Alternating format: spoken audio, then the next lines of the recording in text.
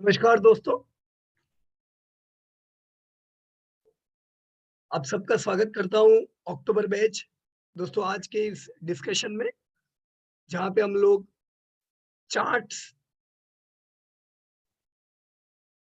Related कुछ topic explore करेंगे। दोस्तों लास्ट वीक आप लोगों ने चार्ट्स में कुछ और डीप डाइविंग किया होगा।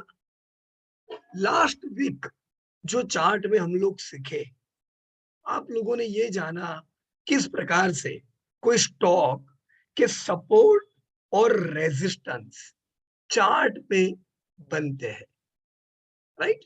जैसे यहाँ पे मैं व्हाइट बोर्ड पे आ जाता हूँ।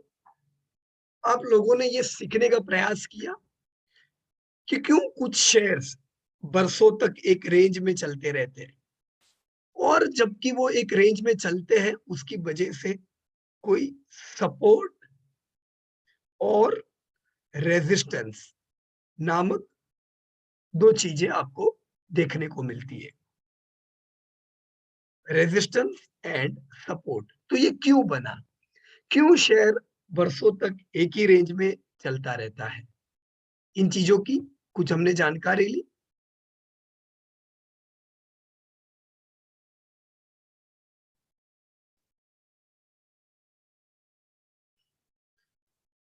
हमने ये जानने का प्रयास किया कौन से केस में स्टॉक आपके रेजिस्टेंस तोड़ के ऊपर निकलते हैं और फिर बढ़िया सी रैली होती है, या कौन से केस में ऐसा क्यों होता है कि स्टॉक ब्रेकआउट नहीं बल्कि ब्रेक डाउन देते हैं, सपोर्ट तोड़ के नीचे चले जाते हैं और ऐसी घटना के बाद वो शेयर जबरदस्त उठता है।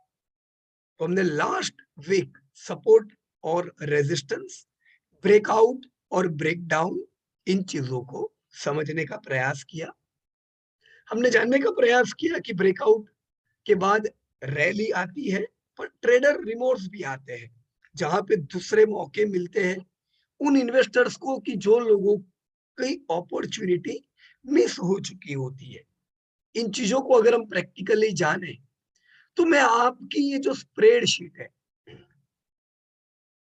कौन सी वाली स्प्रेडशीट है याद है ना आपको? आप लोग इसी में अपने असाइनमेंट्स कर रहे हो, ऑल राइट। दोस्तों आपकी बिहेवियर वाली स्प्रेडशीट मैंने ओपन की और यहाँ पे मैंने एक एग्जांपल बताया था आपको रिलैक्सो का। Let me open Relaxo. So this was the Relaxo. Relaxo में आप लोगों ने देखा किस प्रकार से रिलैक्सो के जो धंधे थे, बिजनेस कैसे ग्रो हुए पिछले कई सालों में।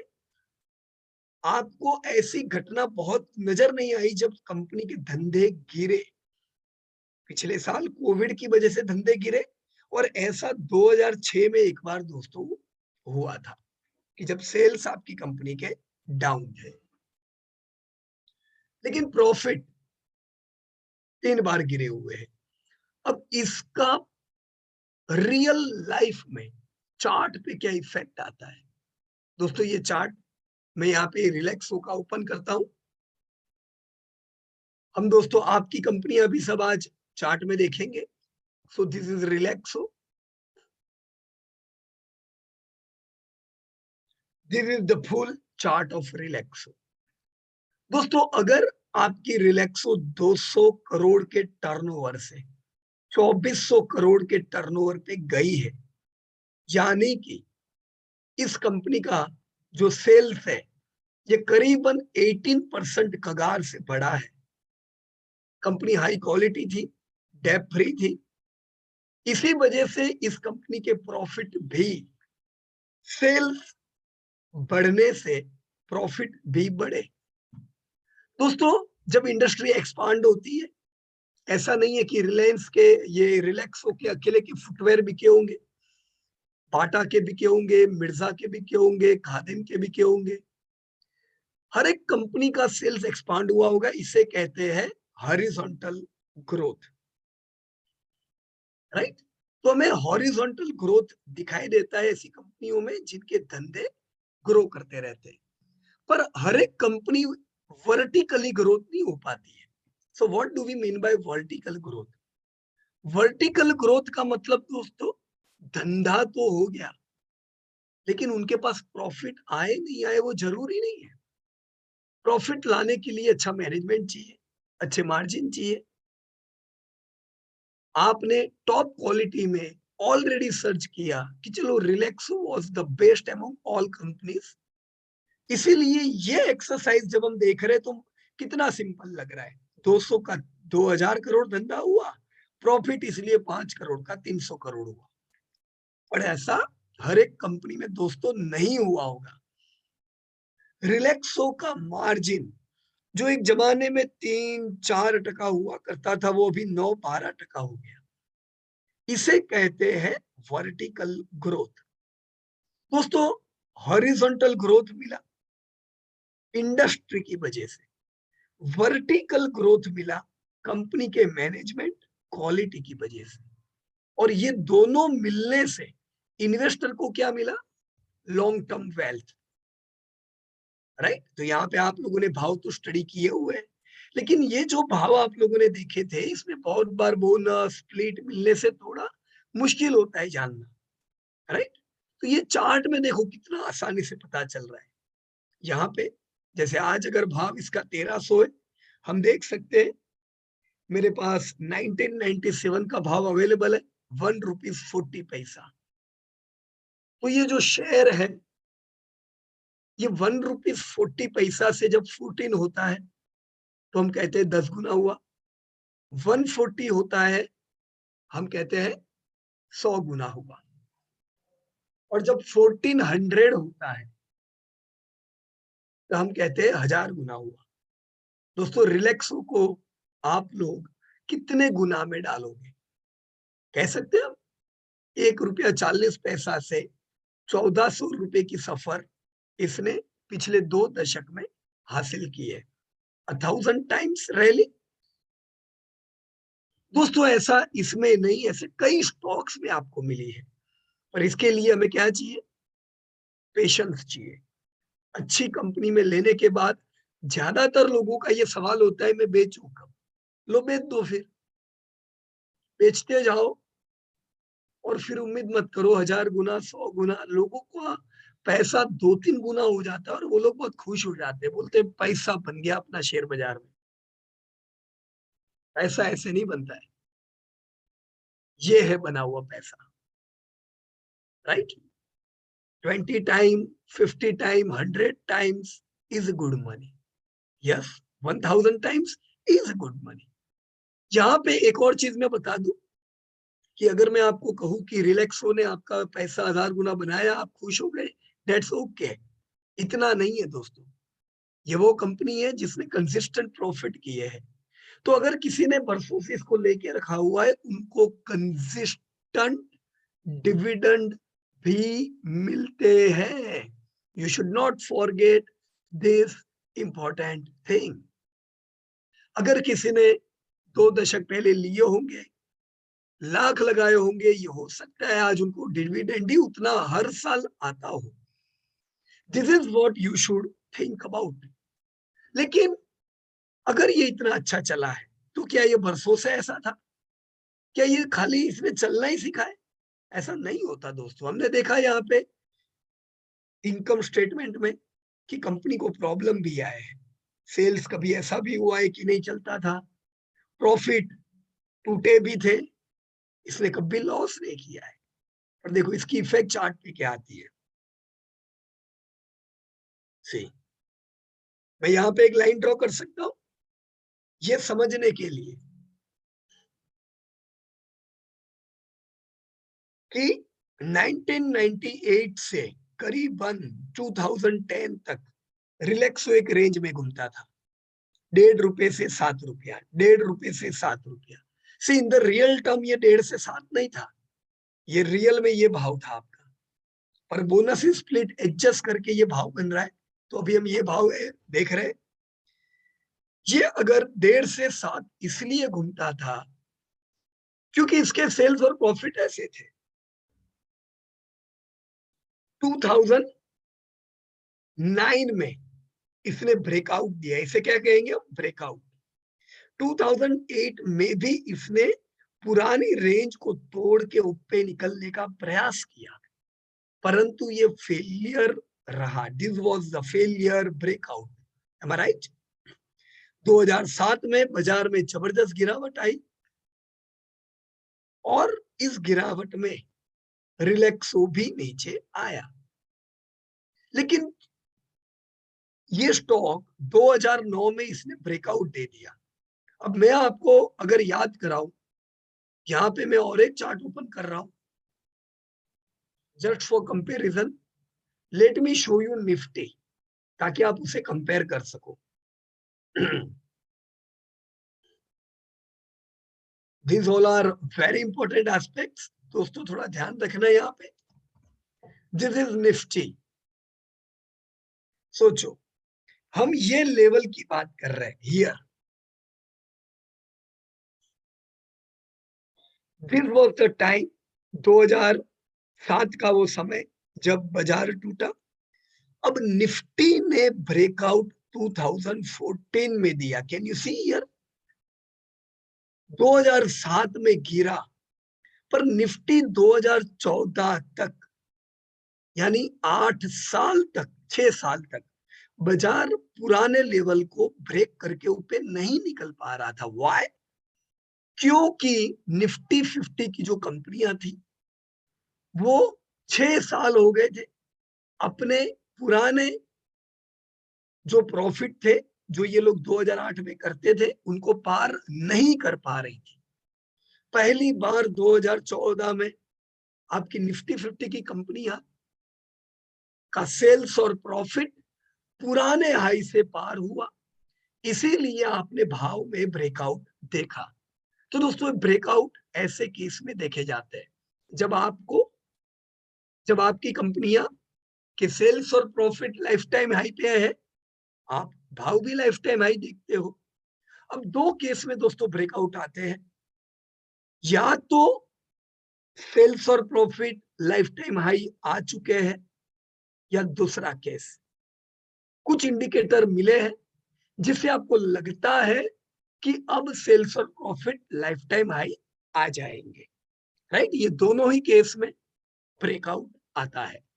अब दोस्तों मेरा आपसे प्रश्न है, निफ्टी यानी मेन इंडेक्स इंडिया का बाजार खुद 2014 में बाजार को कॉन्फिडेंस आया कि अब मुझे चलना है, मैं 6000 से अब चलना चालू करूंगा, और बाजार फिर 9000 तक नॉन स्टॉप चला। लेकिन जब आप रिलैक्सो देख रहे हो, तो रिलैक्सो में ये कॉन्फिडेंस 2009 में ही आ गया। How it is possible? यानी रिलैक्सो अगर किसी ने लिया है तो उसने तो ब्रेकआउट 2009 में दे दिया, बाजार से भी पहले। और 2014 आते आते, let me check, here is 2014, 2014 आते आते आपका 6 रुपए वाला शेयर तो 300 रुपया हो गया। 5 times, sorry 50 times. Right sir? तो बाजार ने 2014 में ब्रेकआउट दिया, पर रिलैक्सो ने एडवांस में। क्यों ऐसा? यहां अगर हम देखेंगे, मुझे बताइए दोस्तों, आपके रिलैक्सो का लाइफ टाइम हाई टर्नओवर था ये 2005, 216 करोड़, और इनका लाइफ टाइम हाई प्रॉफिट भी उसी समय था। राइट? फिर धंधे गिरे, प्रॉफिट गिरे, शेयर भी आपका गिर के 22 रेंज चल रही थी। 2007, 2008, 2008 में जब पूरा बाजार गिरा हुआ था, उस समय रिलैक्सो के सेल्स कैसे थे दोस्तों in the year 2008? Anyone can tell me? क्या ये सेल्स अफेक्टेड थे कि you have so lifetime high sales in 2008? It were lifetime high sales in 2008. The profits were also lifetime high, but still you were not able to see in chart. Chart पे 2009 में share ने breakout दिया, क्योंकि बाजार जबरदस्त गिरा हुआ था 2008 में। तो जब बाजार गिर रहा था, आपका रिलैक्सो भी गिर रहा था। वो कोई बाजार से हटके नहीं था, पर रिलैक्सो के फंडामेंटल बाजार जैसे नहीं थे।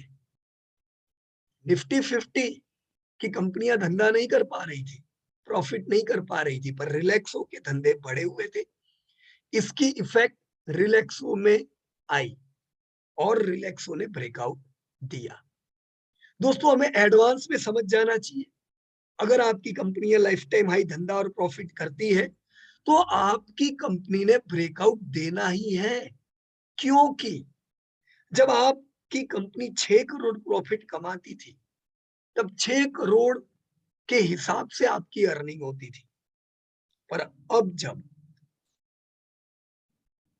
आपकी ये ईपीएस 5 रुपया था, देख रहे हो, ईपीएस 5 रुपीज, राइट। पर अब जब आपकी अर्निंग 9 रुपया हो गई है, तो आपका शेयर थोड़ी ना ये 20 और 50 रुपए पे मिलेगा। अगर मान लो आपका शेयर आपको सालाना 9 रुपया कमा के दे रहा है और भाव चल रहा है वही पुराना 23 रुपया, ये कितनी यील्ड हुई, कोई मुझे गिन के बता सकता है?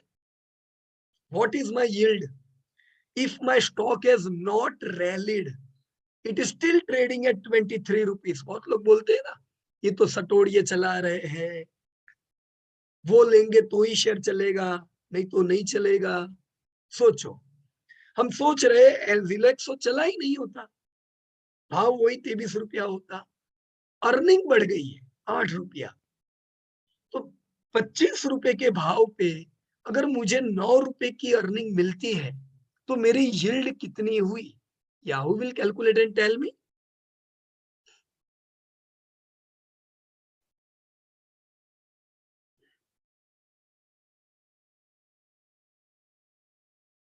या thank you very much Rajshree madam. गला थोड़ा खराब है सिंस लास्ट परसों की मीटिंग जो लंबी चली थी, तो अभी तक गले पे उसकी इफेक्ट है, पर इट्स ऑल राइट, ये तो हो जाएगा। या तो मेरे को कोई जवाब दे सकता है? या what should be the yield? 9 रुपए की मेरी इनकम है, 25 रुपया भाव है, राइट? कि गिन लू मैं? ओके, देखो, 8 रुपीज 80 पैसा की इनकम है, 23 रुपया भाव है, मेरी यील्ड हुई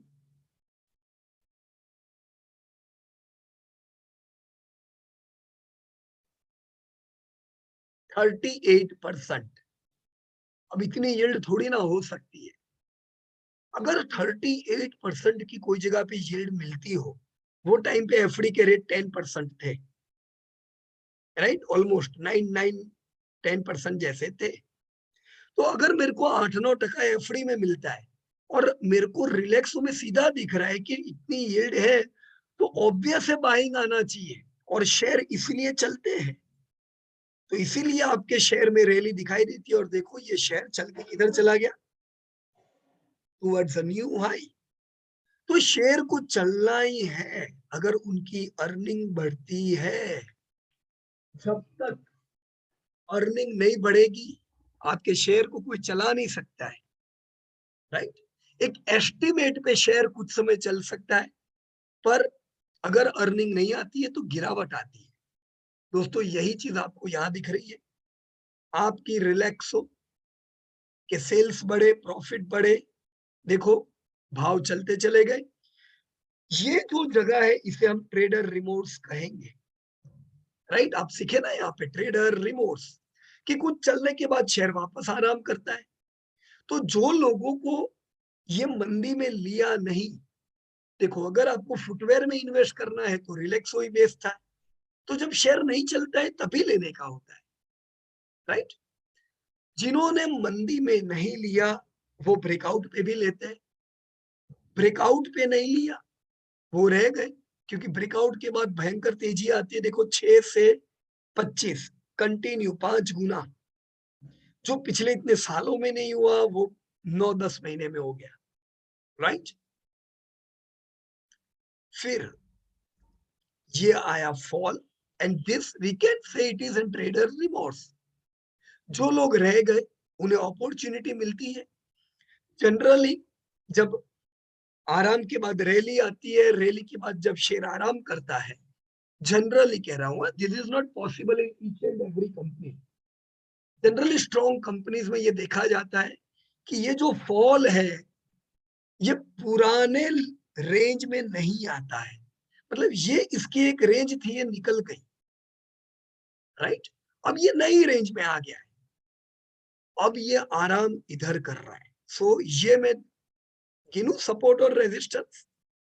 देखो अभी सपोर्ट रेजिस्टेंस की जो मेरी लाइन थी वो अपग्रेड हुई, कुछ समय मेरा शेयर 12.25 में घुमा, राइट साहब।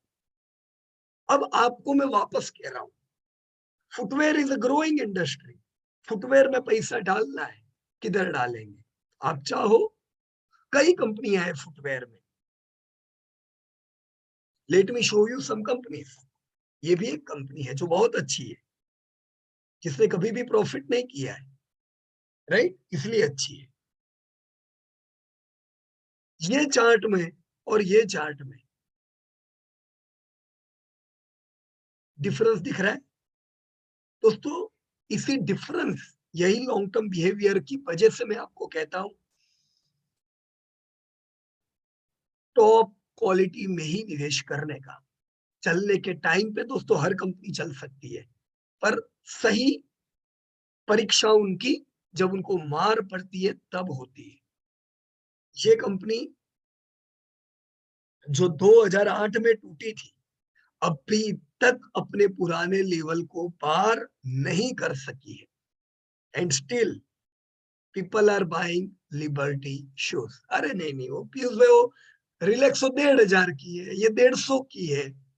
आज लिबर्टी कल रिलैक्सो बनेगी ना, ये भी तो बड़ी कंपनी बनेगी। देखो हम अपन दुश्मन नहीं है कोई कंपनी के कि नहीं नहीं लिबर्टी नहीं बनेगी, पर क्यों नहीं बनी अब तक? किसने तुमको रोक के रखा था? तुम सबके पास इक्वल अपॉर्चुनिटी थी, तो सबके पास इक्वल इंडिया था, तुम सब अपना माल बेच रहे थे। क्यों कुछ कंपनियां बड़ी बनी, क्यों कुछ कंपनियां छोटी बनी? उनके कर्म। अब फिर भी मैं ऐसी कंपनी पे पॉजिटिव रहूंगा तो फिर वो मेरे कर्म है। फिर 10 साल बाद मैं कहता हूँ शेयर बाजार में मजा नहीं आती है, नहीं आएगी, वो तो अभी आपका सिलेक्शन ऐसा है, क्या करें। आप लंगड़े घोड़े पे चाहते हो, वो सैफ अली खान जैसे पिक्चर में लगाता है लंगड़े घोड़े पे, उसका घोड़ा फर्स्ट आ जाता है, ऐसा शेयर बाजार में नहीं होता है। यहाँ पे जो दमदार है वही चलेगा, राइट। ये पिक्चर नहीं है, दिस इज रियल सीन। तो यहाँ पे लोग बरसों से वेट करते जा रहे हैं। 2010 में भी हम पे लोग यही पूछते थे लिबर्टी क्यों नहीं लेने का, अभी भी लोगों को लिबर्टी लेना है तो वो ले सकते हैं, एंड दिस इज रिलैक्सो अभी भी नहीं लेंगे, राइट, क्योंकि ये तो बहुत चल चुका है। 2010 में भी यही बहाना था, बहुत चला था ये, right. This is the behaviour. आराम किया, सपोर्ट रेजिस्टेंस में ये कुछ समय रहा।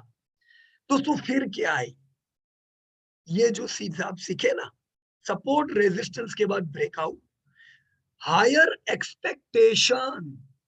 जब आप उम्मीद करते हो अपनी कंपनी से कि मेरी इस कंपनी के धंधे बढ़ते जाएंगे, यू आर एक्सपेक्टिंग। जब मैंने इस कंपनी की फेयर वैल्यू बनाई थी 2010 में, मुझे उम्मीद थी कि आने वाले 10 सालों में, आज जो मैं आपको 2030 का विजन बताता हूं, मैं उस समय 2020 का विजन लेके चलता था कि काश मेरी ये कंपनी 500 करोड़ की, 1,000 करोड़ के टर्नओवर पे आ जाए। देखो ये 1,000 नहीं, 2,400 करोड़ के टर्नओवर पे आ गई, करेक्ट। तो उम्मीद कि धंधे बढ़ेंगे, उम्मीद की इसीलिए प्रॉफिट भी बढ़ेंगे, ये आप उम्मीद करते हो। और फिर कंपनी के जैसे जैसे धंधे और प्रॉफिट चलते हैं, कंपनियों के भाव चलते रहते। यू कैन से 25 से 2,500, 250 रुपया। तो आपने देखा होगा जब जब ये कंपनियां रैली करती है, 5-10 गुना रैली करती है।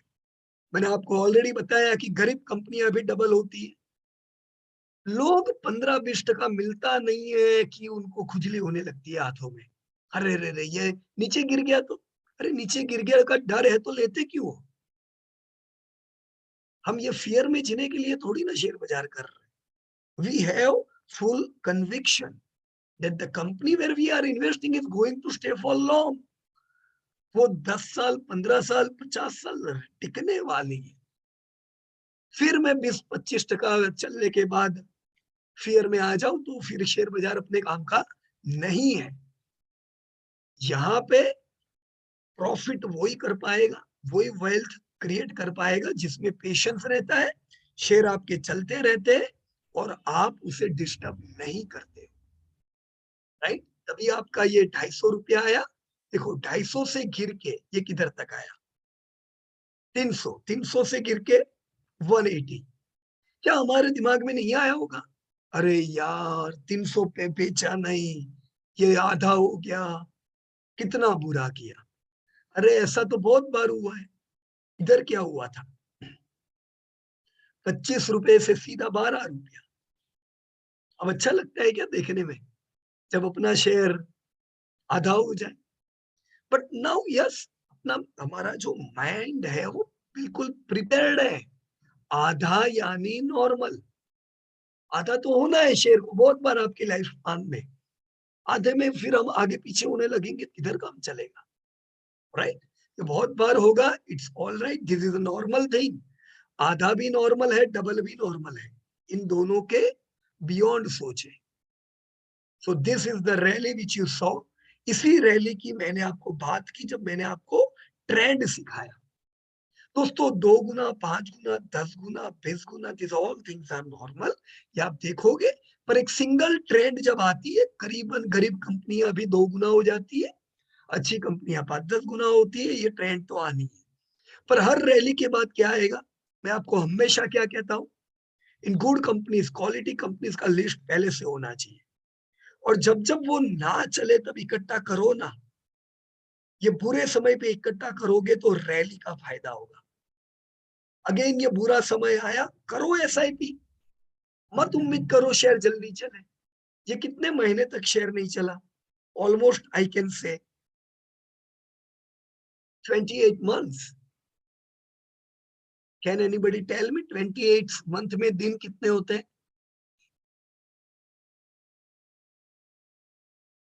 या यहाँ लिखा हुआ है 821 days, राइट। अब दिन में मनी कंट्रोल कितनी बार खोलते हैं,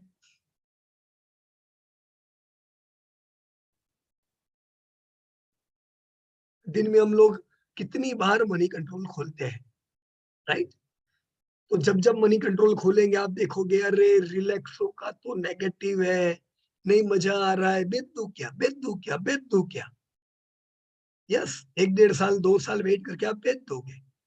इसीलिए ये रैली नहीं देख पाते हो, क्योंकि रोज हमारी आदत है मनी कंट्रोल का बटन दबाने की। हम बिजनेस कर रहे हैं, हम ट्रेडर नहीं है, वी आर नॉट स्पेकुलेटर कि रोज रोज रोज भाव देखे। रिलैक्सो का मालिक भाव नहीं देखता है, और हम उससे ज्यादा बार भाव देखते हैं। हमें वो चीजें पता होती है रिलैक्सो की कि जो रिलैक्सो के मालिक को नहीं पता है, स्पेकुलेटिव मूव में। हाँ, बाकी उनको सब कुछ पता है, उनका फोकस कहीं और है, उनको इधर ध्यान है, कैसे ये 2,500 करोड़ को 10,000 करोड़ ले जाना है। हमारा ध्यान किधर है, फियर में, मेरे से ज्यादा कोई और कंपनी चलनी नहीं चाहिए, राइट। से कितना लंबा आराम।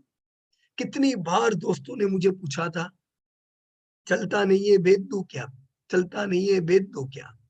कोई बात नहीं, फिर ये रैली आई, फिर बोलते हैं अरे यार मैं तो भेज दिया यार Piyush, right. This is the story of not relax, this is the story of each and every company which you are holding, good company. And same story for those bad companies which people are holding, and they are going to hold for ever.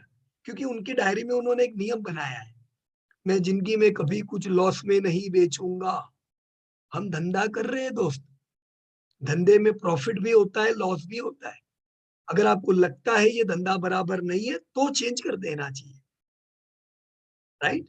पर आपको आपकी company कभी profit करती नहीं है, loss करती जाती है, और उम्मीद खाली पे बैठोगे तो थोड़ी ना पैसा बनेगा, राइट। कितनी कंपनियां हैं ऐसी जो प्रॉफिट करती जा रही है। Don't waste your time on bad companies, all right, so this is the way you can see the chart. देखो चार्ट इतना सिंपल है ना कि आपको पूरी कहानी कहता है, कितनी अच्छी चीजें आपको यहाँ से सीखने को मिल सकती है।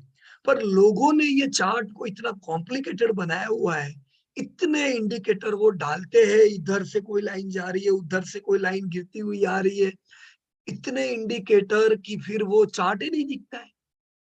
उनको 5 इंडिकेटर कहते हैं कि रिलैक्सो चलेगा और 5 कहते हैं रिलैक्सो नहीं चलेगा, फिर वो बैठ जाते हैं क्योंकि वो इतने इंडिकेटर देखते हैं। वो अलग अलग गुरु के पास वो हाथ बताते हैं ना, मेरा नसीब कैसा है, कोई कहता है फॉरेन जाओगे, कोई कहता है नहीं जाओगे, तो कंफ्यूजन में चल रहे हैं वो लोग। चार्ट ट्रेडिंग के लिए नहीं बने हैं। मेरे को बहुत बार प्रसाद कहता है, पीयूष भाई चार्ट नहीं सिखाने है ना, क्योंकि बहुत लोग उसके पीछे पड़े होते हैं। नहीं नहीं नहीं, चार्ट नहीं, चार्ट तो हमको सब पता है, खाली फंडामेंटल सीखना है। हम उनको मना कर देते हैं। आप इसे शायद हो सकता है कई लोगों ने ट्राई किया हो कि हम चार्ट नहीं सीखेंगे, हमको खाली फंडामेंटल सिखा दो, या हमको खाली चार्ट सीखना है, फंडामेंटल नहीं। हम मना कर देते हैं। Both things are important. आपको कितना ही पता हो, पर फिर भी हम हमारी स्टाइल में, सिंपल वे में समझाने का प्रयास करेंगे और फंडामेंटल टेक्निकल दोनों को साथ में लेके चलेंगे। कोई भी एक चीज नहीं सीखोगे, नहीं चलेगा। Both are important, right friends? So here now, अभी किधर है रिलैक्स? ताजी ताजी, देखो यहाँ कोरोना के समय पे ये फॉल आया था, है ना? ये ऑलमोस्ट मेरे ख्याल से कोरोना में 830 से गिर के 500 आ गया था, तो वापस आधा, तो आधा तो ये नॉर्मल होता रहता है। पर अगेन इसने बढ़िया रैली किया, राइट? क्यों? क्योंकि कोरोना अभी इसको रोक नहीं सका है। देखो कोविड में धंधे गिरे थे तो एक डर था, डर के मारे शेयर भी गिरा था। बिल्कुल सही बात है, कुछ समय तक सेल्स और प्रॉफिट नहीं बढ़ रहे थे। पर जैसे साल खत्म होने को आया, एक चीज क्लियर थी, चलो सेल्स थोड़े अफेक्टेड है, प्रॉफिट लाइफ टाइम हाई, तो आपके शेयर ने क्या दे दिया? अगेन नई story, breakout breakout and breakout. Share ने ब्रेकआउट दिया। और इस साल देखो क्या हाल है। ये साल अब तक 6 महीने के नतीजे मैंने ऐड किए हुए हैं। मेरी अपेक्षा के मुताबिक ये साल रिलैक्सो 2700 करोड़ का धंधा करेगा, जो लाइफ टाइम हाई है। तो जो प्रॉब्लम था पिछले साल कोविड में, धंधे गिरे थे, this time your share is again going to have lifetime high, profit lifetime high. तो आपका भाव किधर है? Already it is lifetime high. अब कुछ लोग ये रिजल्ट अप्रैल में देखने वाले हैं, जब एनुअल रिजल्ट आएंगे उनको पता चलेगा। और रिलैक्सो तो इस बार लाइफ टाइम ही धंधा आया है, नहीं? उनको पता नहीं है, शेयर एडवांस में चल रहा है, क्योंकि आप जैसे प्रोफेशनल निवेशक है, जिनको पहले से पता है, वो Q1 से मछली पकड़ रहे, उनसे कोई चीज छिपी नहीं है, वो हर रिजल्ट को ट्रैक कर रहे। उनको पता है ये हीरो फटने वाला है, राइट? तो तब तक ये किधर आ जाएगा? ये 800 नहीं, ये ब्रेकआउट दे के ऊपर आ चुका है। फिर लोग लेंगे कब? लेट। शेयर गिरेगा, फिर उनको लगेगा मैं फंसा क्यों, मैंने तो बढ़िया रिजल्ट देख के लिया। और भाई तुमने बहुत लेट लिया है, राइट? तो ये तो एक सिंपल कहानी है, जो रिटेलर इन्वेस्टर जो कुछ नहीं देख के जब इन्वेस्ट करते हैं, जब टीवी में खाली समाचार देखा, 30% धंधा बढ़ा, प्रॉफिट बढ़ा, अब उठाओ, उनके साथ ये घटनाएं होती है। If you will stay in the trend, दोस्तों आपने ये जो करंट ट्रेंड जानी ना, दिस इज अल्ट्रा इंपॉर्टेंट। ये आपको दूसरे इन्वेस्टरों से एक नहीं, 13 स्टेप अहेड रखता है। 13 महीने आप अहेड होते हो उनसे। जो लोगों को एक साल बाद पता चलेगा, करंट ट्रेंड जान के आप एडवांस में माहिती लेते हो, ये चीज आपको पूरे आने वाले 20-25 साल आप जो निवेश करने वाले हो उसमें काम लगने वाली है, right friends? So this is way how your stock moves. ये चार्ट दोस्तों ऐसे ही चलते जाएंगे। हमें पहले से पता रहना चाहिए कि एक लेवल होता है। देखो 13 रुपए की मेरी उम्मीद है इस साल की, 13 रुपए की, बराबर की नहीं? अब 1300 रुपया भाव चल रहा है। ये 1300 के भाव पे अगर मुझे इस साल 13 रुपया मिलेगा तो मेरी यील्ड कितनी हुई? सॉरी,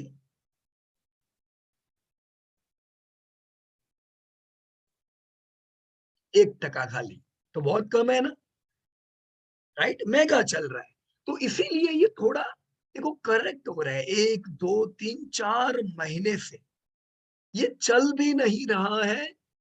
क्यों? क्योंकि महंगा है। टूट भी नहीं रहा है। क्यों? ट्रेंड धमाकेदार है। अब 9 मंथ के नतीजे जो मेरे ख्याल से, जस्ट लेट मी चेक, 1-2 दिन में ही आने वाले हैं। आप में से किसी को पता है रिलैक्सो के नतीजे कब है? लेट मी सी, मैंने पूरा लिस्ट मेरी कंपनी का तो मैं लिख के रखता हूँ कब नतीजे आने वाले हैं। डायरी में देख लेता हूँ, एक ही मिनट। नबान कृष्णा ना, ओके, मेरे ख्याल से रिलैक्सो के तो नतीजे आ गए अभी 1-2 दिन पहले ही, राइट? तो नतीजे आए हैं तो उसको चेक करने पड़ेंगे, मैंने तो नहीं किए, बराबर, पर अभी देख लेंगे, कल परसों में अपडेट कर दूंगा।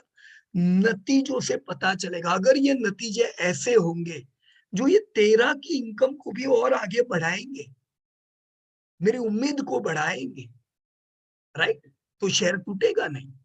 पर अगर नतीजे ऐसे होंगे कि मेरी 13 रुपए की उम्मीद और नीचे हो जाएगी तो हो सकता है शेयर थोड़ा करेक्ट भी हो, राइट? एनीवे, मैं नतीजों को देख के चार्ट पे काम, चार्ट से उम्मीद रखूंगा।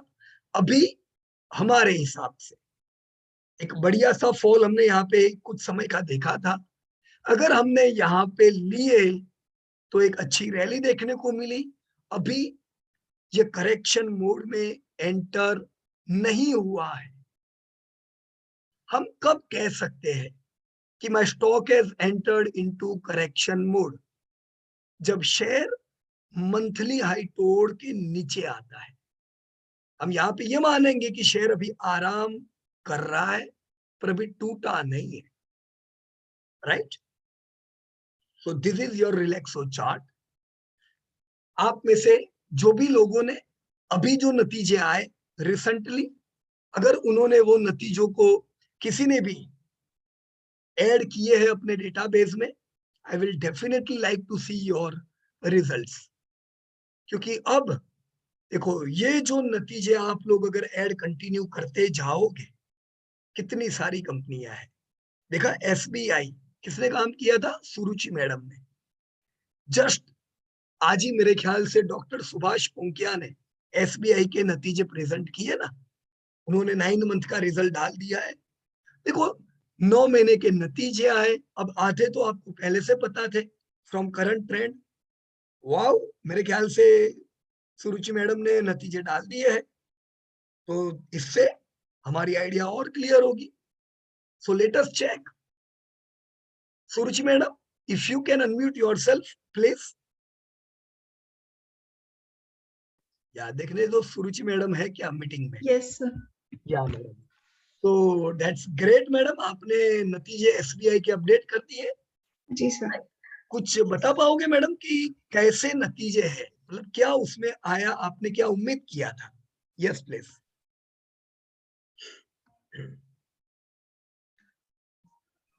हाँ सर, लॉन्ग टर्म वो सॉरी 9 मंथ्स के हिसाब से इसमें सेल्स में तो ज्यादा ग्रोथ है नहीं, बट प्रॉफिट राइट, में है।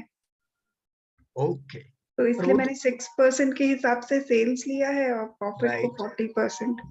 राइट, देखो मैडम, ये तो बिल्कुल सही एस्टिमेट लिया है आपने, राइट, कि 6% ही धंधा बढ़ेगा।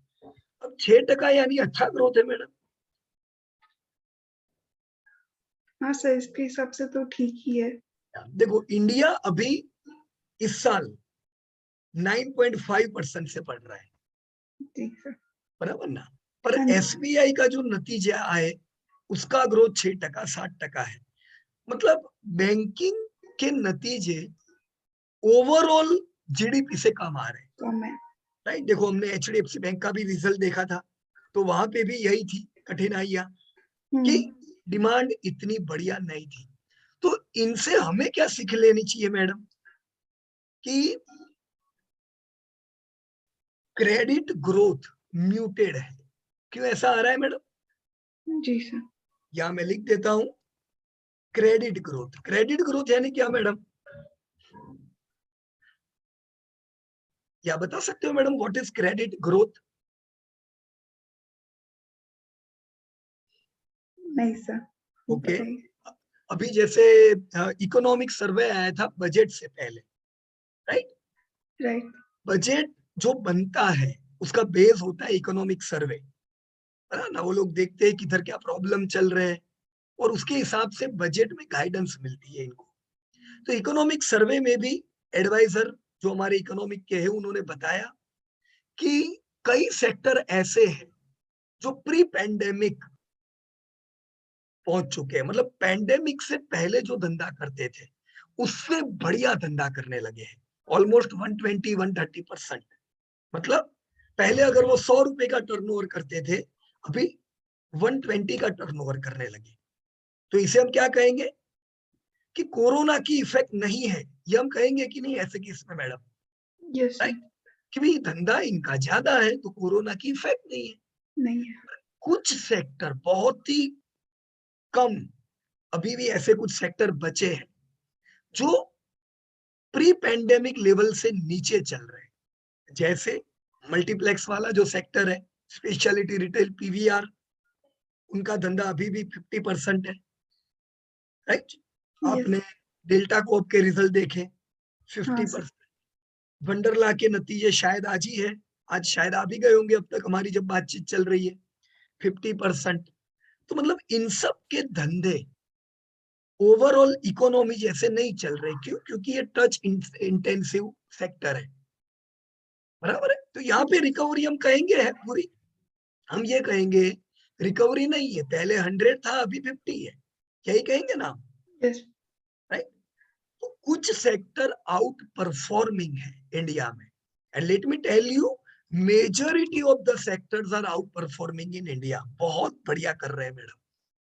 कुछ सेक्टर बहुत ही कम अभी ऐसे सेक्टर बचे, सम सेक्टर आर अंडर परफॉर्मिंग, वहां पे अभी भी कोई इंप्रूवमेंट नहीं है, राइट। आज भी जो आरबीआई का पॉलिसी आया, उन्होंने यही बताया कि जो हमारी जो स्कीम्स थी कुछ, जो हमने पेंडेमिक के समय ऐसे सेक्टर को दी हुई थी, वो अभी भी हम कंटिन्यू करेंगे। क्यों? क्योंकि अभी भी इंप्रूवमेंट नहीं है। लेकिन कुछ सेक्टर ऐसे भी हैं जो ना अंडर परफॉर्म कर रहे हैं ना आउट परफॉर्म कर रहे हैं, म्यूटेड है। क्या कहेंगे मैडम? म्यूटेड। म्यूटेड। उसमें आता है बैंकिंग और फाइनेंस, क्योंकि ये दोनों ही सेक्टर क्रेडिट पे डिपेंड है। ये क्रेडिट देते हैं, उधारी, बराबर। और उधारी लेने वाले जो कंज्यूमर है, वो प्री कोविड लोगों को हाई कॉन्फिडेंट था, कॉन्फिडेंस लेवल हाई था, लोग ज्यादा बड़ी लोन लेते थे। लेकिन जब से कोरोना आया है, क्रेडिट ग्रोथ अभी भी म्यूटेड है। तो अभी तक इंडिया में क्रेडिट ग्रोथ इतना अच्छा नहीं हुआ है, right. Just give me 30-40 second. मैं एक आपको यहाँ पे एक फोटोग्राफ भी बताना चाहूंगा जो उन्होंने शेयर किया था इकोनॉमिक सर्वे के समय। Just a minute. Okay sir.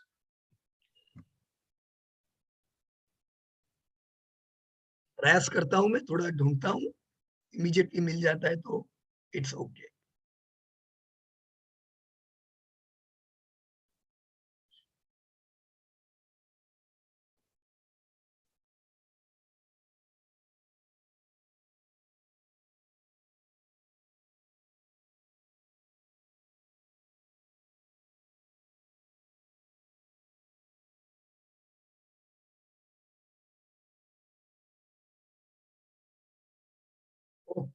मिल गया जस्ट।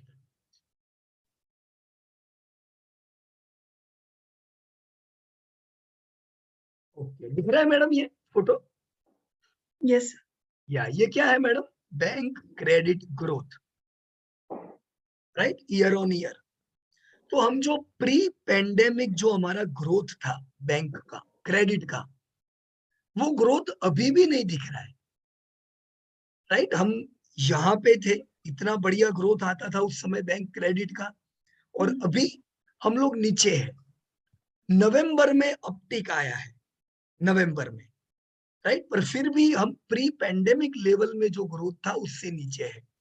तो हम ये कह सकते हैं कि क्रेडिट ग्रोथ अभी भी रिकवर नहीं हुआ है, राइट मैडम। यस इसी की इफेक्ट आपको बैंकिंग के स्टॉक में और फाइनेंस के स्टॉक में आपको दिखनी चाहिए।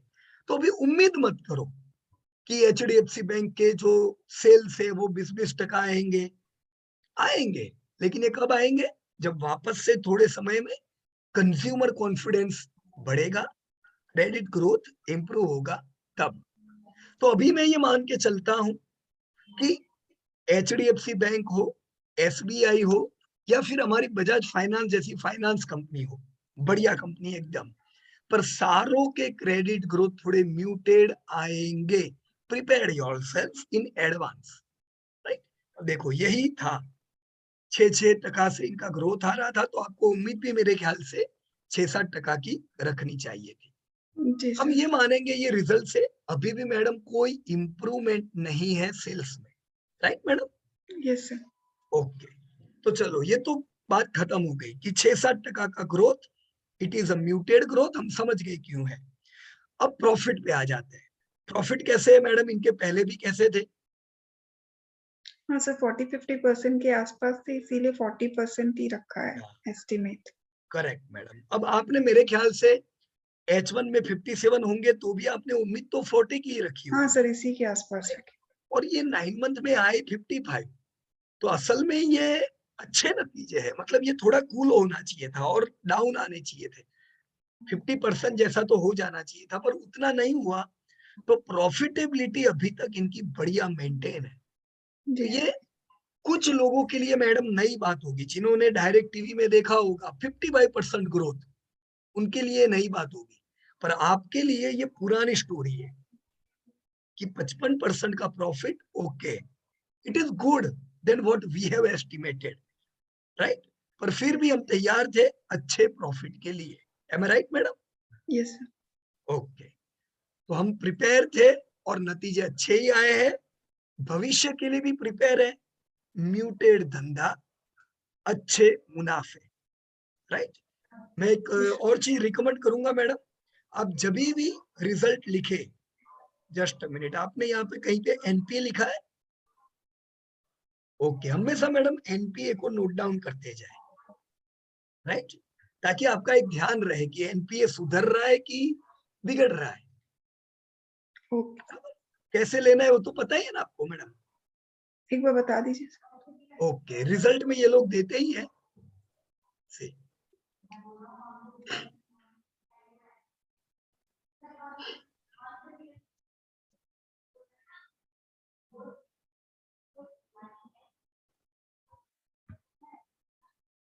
ये मैं आ गया रिजल्ट में। अब हमें देखने हैं कंसोलिडेटेड रिजल्ट, राइट। यस तो कंसोलिडेटेड में आप जरूर 9 मंथ के धंधे, प्रॉफिट, ईपीएस सब देखे, लेकिन एनपीए कभी भी कंसोलिडेटेड में नहीं दिखेंगे, ओके क्योंकि इनका मेन बिजनेस है, स्टैंड अलोन बिजनेस इनका बैंकिंग है, राइट। कंसोलिडेटेड में क्या आता है? उनकी दूसरी सब्सिडरीज, जैसे उनकी लाइफ इंश्योरेंस है, एएमसी है, ये सारा उनके कंसोलिडेटेड बिजनेस में आएगा, राइट। तो ओके यहाँ पे एनपीए में मैं जा रहा हूँ 9 मंथ। देखिए यहाँ लिखा हुआ है percentage gross NPA here, right, NPA ratios.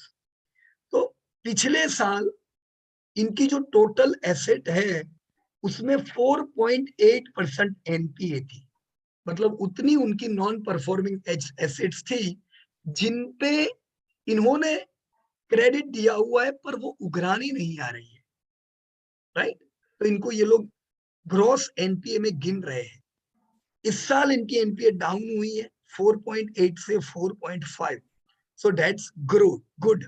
ये लोग इंप्रूव कर रहे हैं, राइट मैडम। ओके तो ये आपको डायरेक्ट इंडिकेट करता है कि इंप्रूवमेंट है। अगर यहाँ पे एनपीए बढ़ रही है तो वो अच्छी बात नहीं है, बराबर। कभी भी ऐसा दिखे कि एनपीए बढ़े तो आप उसको रेड अलर्ट की तरह ले सकते हो, बराबर है। ओके तो हम यहाँ से वापस बाहर निकल जाते हैं। Let me close this everything, और मैं वापस यहाँ नतीजों में आ गया। तो मेरी हैबिट है, मैं जब भी नतीजे आते हैं मैं नीचे एनपीए भी लिख देता हूँ ताकि ध्यान रहे। अब करंट ट्रेंड, आपकी उम्मीद है 6% से धंधे बढ़ेंगे, 40% से प्रॉफिट बढ़ेंगे। इन अंदाज के हिसाब से आप कह रहे हो कि एसबीआई 4 लाख करोड़ पहुंचेगा, एम आई राइट मैडम? जी सर। ओके, तो this are the lifetime high sales. आप कह रहे हो एसबीआई 30,000 करोड़ का प्रॉफिट करेगा मैडम, तो ये तो जी लाइफ टाइम हाई प्रॉफिट हो गए। Yes sir. देखो एसबीआई ने कभी भी ये प्रॉफिट नहीं देखे हैं। एसबीआई के हाईएस्ट प्रॉफिट पिछले साल थे 22,000 crore, right. And let me tell you madam, जब ये कंपनी लॉस कर रही थी और हम लोग इनके एनपीए ट्रैक कर रहे थे, जब हमने एनपीए को इंप्रूव होते देखा और पहली बार एसबीआई प्रॉफिट में आई, ये थोड़ा सा प्रॉफिट था, अ लिटिल बिट प्रॉफिट, हमने उसी समय से ये प्रेडिक्ट करना चालू कर दिया था कि अब आने वाले समय में एसबीआई को वापस 30,000 करोड़ का प्रॉफिट करता हुआ देखोगे। तो ये समय पे हमको एसबीआई लेनी थी because improvement were visible, NPS were decreasing. और लोगों को लगता था अरे कैसे हो सकता है, ये लॉस कर रही है, भी ताजी ताजी प्रॉफिट पे आई है, पर 30,000 crore how it is possible. पर मैंने क्या गिना था पता है मैडम? दिस, ये धंधा 3.5 लाख का करती है, मतलब 4 लाख करोड़ का धंधा हुआ। अब ये जब अच्छा था सब कुछ तो 9-10% का मार्जिन था ना यहाँ पे। हाँ जी सर। तो मैं अंदाजे से कहता था कि दोस्तों थोड़ा सब्र करो, जब ये एनपीए सुधर जाएंगे तो ये वापस अपने पुराने मार्जिन पे आएगी, तो ये 30,000 करोड़ का प्रॉफिट करने ही वाली है, क्यों नहीं करेगी। अब देखो ये साल, हमने जो 3-4 साल पहले बातें कही वो इस साल सच होने वाली है। अगर ये सही में 30,000 करोड़ के प्रॉफिट पे पहुंचेगी, yes we would be happy, but it was not an rocket science, right. अब लोग इसको लेने आएंगे, तब ये शेयर हो सकता है। तो अभी मैं यहाँ पे मैडम अभी चार्ट ओपन कर रहा हूँ, जी सर। एसबीआई जो अभी 550 है, हो सकता है हम तब तक 800 रुपया भी देखें, तो 800 रुपये पे लेने आएंगे, फिर काम नहीं बनेगा। हमें कब लेना चाहिए? अच्छे वैल्यूएशंस में, राइट। देखो कितने समय तक ये एक खराब इंडस्ट्री थी, government banking was not a good industry, right. कितना समय इसने आराम किया, this is your support resistance zone.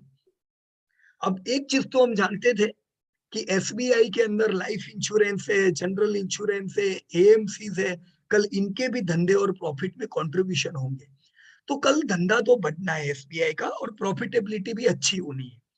तो इसीलिए यहाँ पे हमारा हमेशा रिकमेंडेशन होता था लोअर लेवल पे। अब तक जब भी लोग हमें पूछते थे हम कहते थे 150 पे लो, क्यों पता चल गया आपको? Because this was lower channel. 150 पे लो, 350 पे थोड़ा प्रॉफिट बुक करना हो तो करना, बाकी आपको ये शेयर 1000 देखने को मिलेगा। ये मैं इसलिए कहता था क्योंकि मैं जानता था जिसने जिस दिन ब्रेकआउट दिया फिर इसमें बढ़िया रैली आएगी, राइट। तो हमारे पास ये पीएमएस में भी है and we are holding it. मेरे को खुशी है 150 रुपए पे जिन्होंने लिए उनको इस साल जो डिविडेंड मिला वो ऑलमोस्ट 8 to 9% का तो डिविडेंड मिल रहा है, और अब ये इनसे कोई छीन नहीं सकता है। हर साल डिविडेंड बढ़ता जाएगा और एफडी से ज्यादा डिविडेंड तो इनको हमेशा मिलेगा, because you have bought at very good valuation.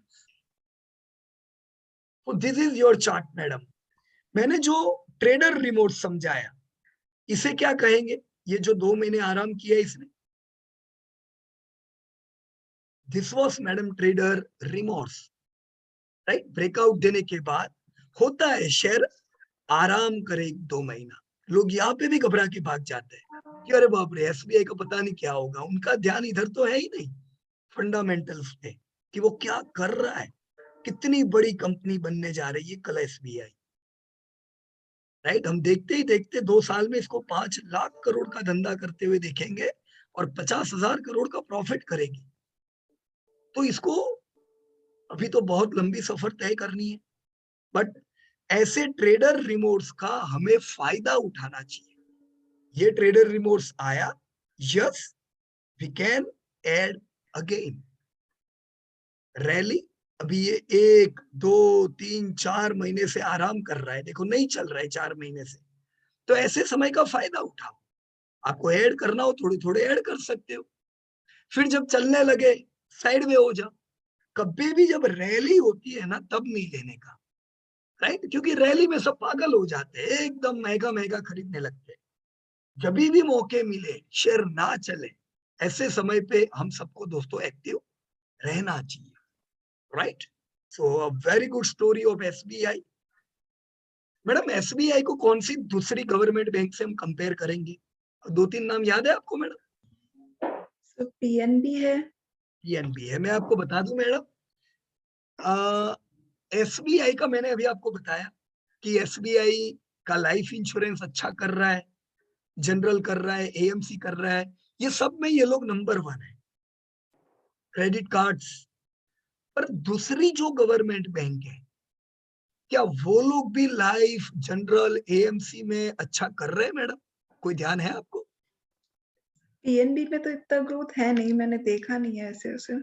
या देखो मैडम, जो फ्रेंचाइजी एसबीआई ने बनाई ना, वो फ्रेंचाइजी लाइफ जनरल एएमसी की दूसरी बैंक्स ने नहीं बनाई। वो लोग थर्ड पार्टी प्रोडक्ट बेच रहे हैं। थर्ड पार्टी पर मतलब आप पीएनबी में जाओगे, मान लो आपका अकाउंट है, तो वो आपको कहेंगे कि मैडम जनरल इंश्योरेंस लेना हो तो वी आर प्रोवाइडिंग, पर वो किसका जनरल इंश्योरेंस होगा? हो सकता है कोई थर्ड पार्टी का हो, राइट।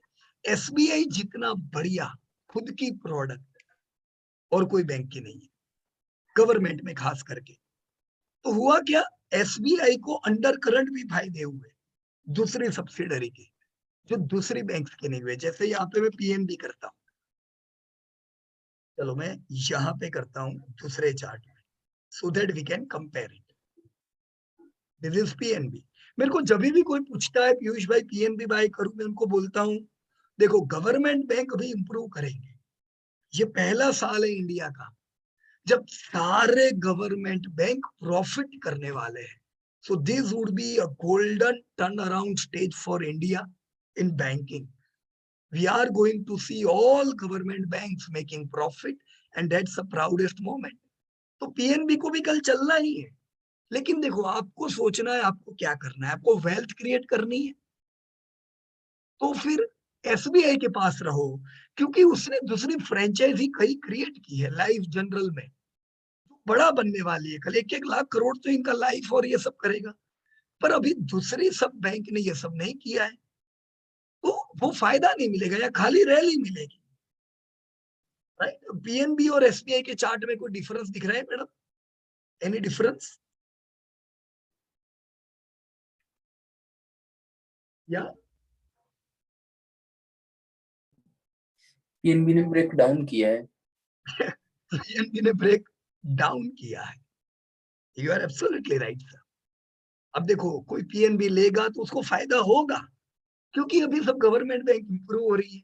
लेकिन मैं क्यों पीएनबी लूं जब मेरे पास इतनी बढ़िया एसबीआई हो जो मुझे ओवर एंड अराउंड हर एक कंपनी में से प्रॉफिट दे रही है।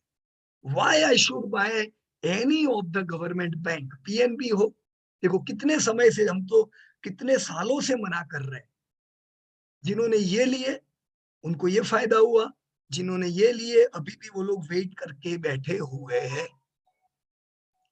दूसरी कोई बैंक का नाम याद है किसी को भी? Anyone, so that we can compare. मुझे कोई एक बैंक बताओ गवर्नमेंट में who is outperforming SBI. You will not able to find, because best NPAs are with SBI and best franchises are with SBI. या कौन सी किसी ने लिखी है गवर्नमेंट बैंक और कोई?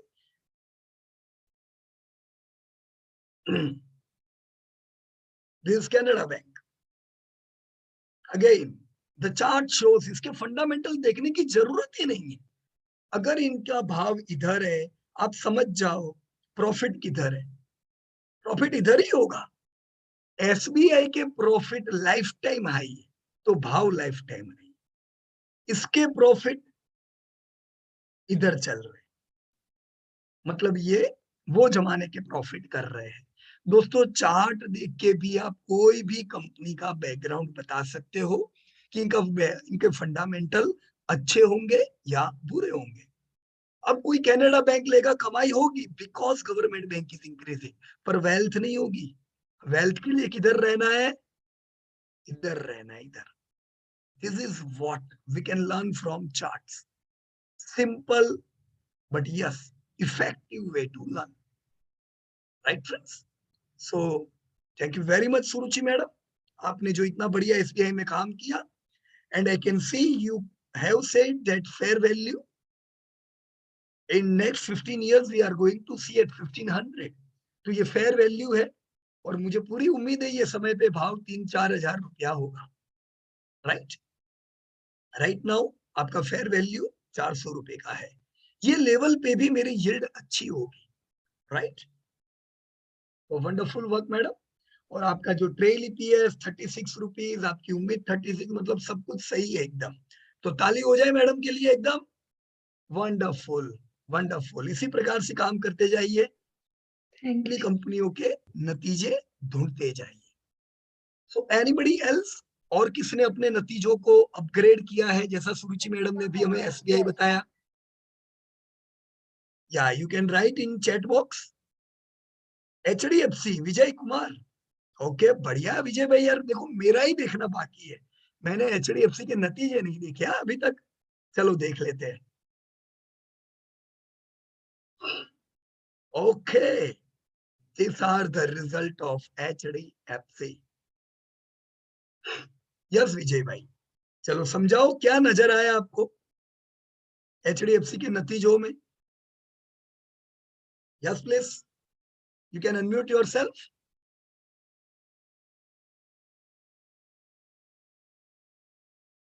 Yes sir. या क्या नजर आया बताइए, समझा सकते हो? हाँ जी सर, इसकी सेल्स जो है थोड़ी कम आ रही है, मतलब तो अच्छा, उसके हिसाब से जो है क्या कहते हैं, इसके प्रॉफिट पे भी असर पड़ा है थोड़ा सा। बराबर। तो पर देखो सेल्स अगर नेगेटिव है तो ये बिल्कुल अच्छी बात नहीं है अच्छी बात? नहीं सर। इंडिया यार बढ़ रहा है और तुम ग्रोथ नहीं कर रहे हो, कहाँ चलेगा ऐसा, बराबर? लेकिन जी सर। ये हर हाउसिंग फाइनेंस की कहानी है। जी मैंने अभी मैडम को समझाया कि क्रेडिट ग्रोथ में प्रॉब्लम है अभी थोड़ा, राइट? पर फिर जी भी जो सस्ती लोन है जिसमें बजाज फाइनेंस जैसी कंपनियां डील कर रही है, वहां पे हाई हाई ग्रोथ तो नहीं कहेंगे पर ग्रोथ है। कम से कम बजाज फाइनेंस 15% का ग्रोथ कर पा रहा है।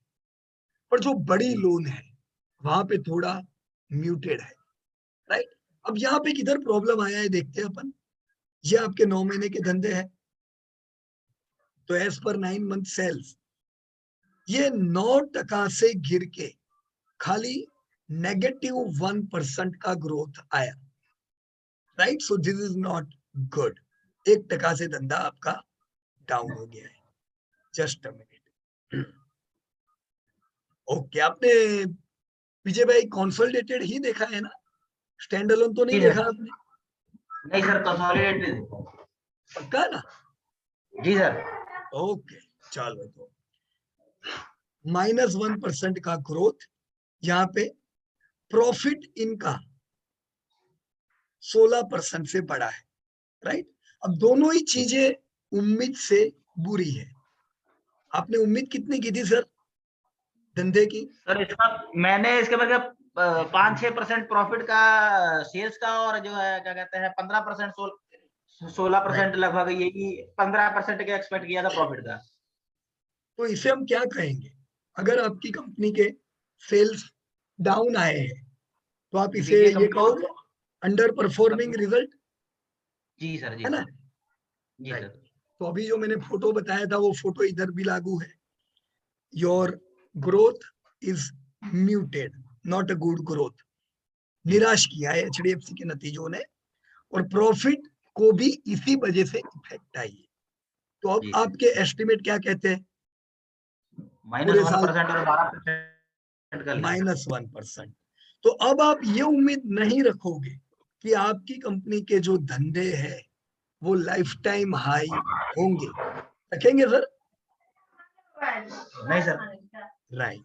ऐसा इनमें पहले कब हुआ है जब धंधे डाउन हुए हो? इसमें तो सर वैसे एक बार भी नहीं हुआ हिस्ट्री के हिसाब से देखे तो। सर कभी नहीं। एन आउट परफॉर्मिंग कंपनी, इनकी हिस्ट्री कहती है इनके धंधे कभी डाउन नहीं हुए। जब 2008 की मंदी आई थी तभी भी नहीं। जब दूसरी फॉरेन की कंपनियों में, फॉरेन की हाउसिंग कंपनियों में प्रॉब्लम हो गया था, बंद हो गई थी कुछ हाउसिंग फाइनेंस की कंपनियां फॉरेन की, पर इंडिया में जो लीडर थी एचडीएफसी, उसके धंधे को इफेक्ट नहीं थी। प्रॉफिट इनके खाली 2 बार गिरे हैं, राइट। एक 2008-9 में जब वो क्राइसिस था उस समय, और एक पिछले साल कोविड में, राइट सर। जी सर। तो अब 2022 में आप कह रहे हो कि भाई ऐसा कुछ होने वाला है जो कभी नहीं हुआ, जी राइट। तो मैं आपको अभी से बता दूं, ये एड़ी चोटी का जोर करेंगे ये लोग, कुछ भी करके धंधे को डाउन करके दाग लगने नहीं देंगे।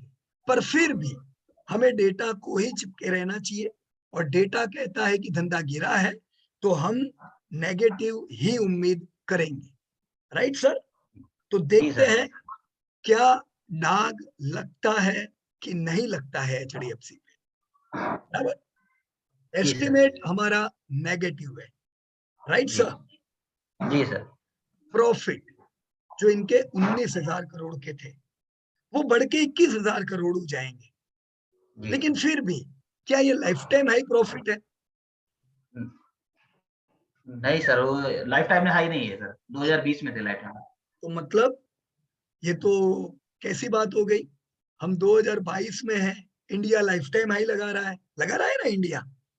जी सर। और आपकी जो लीडर हाउसिंग फाइनेंस की लीडिंग कंपनी है एचडीएफसी, जी वो ना सेल्स में लाइफ टाइम हाई लगाएगी ना प्रॉफिट में लाइफ टाइम हाई लगाएगी। So that is not an absolutely a good thing.